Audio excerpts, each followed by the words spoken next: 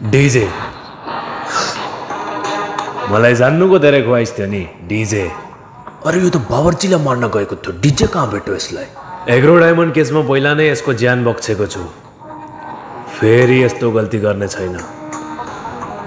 यदि बाँच्नु छ भने आफ्नो गुना कबुल गर, भागिस भने लखेटेर हान्छु। अरे मलाई धम्की दिँदैछस्? जमाना भइसक्यो यस्तो जोक सुनेको मैले।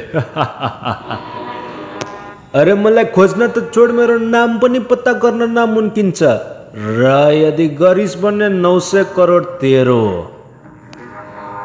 खोज्दाखेरि त भगवान पनि भेटिन्छ, तर मेरो पत्ता त गुगल म्यापमा पनि छैन। मेरो आवाज सुनिस् नि, यसको बदौलत खोज्न सक्छस् भने खोजेर देखा। तेरो बोली सुन्दा लाग्छ त 60 साले त्योभन्दा कमको खडुस बुढा होलास्। बोल्दाखेरि आउँदैनस् यानी त 55 को आसपास होलास्। बोल्दाखेरि अनपढ जाहिल लाग्छस् यानी त तेस्रो कक्षा फेल होलास्। जे पनि बोल्छस् घुमाएर बोल्छस्, पढे लेखेको त छैनस् यानी जे पनि सिकिस् कहानीबाट सिकिस् होला।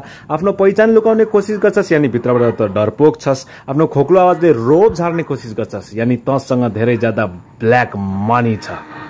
अरे साला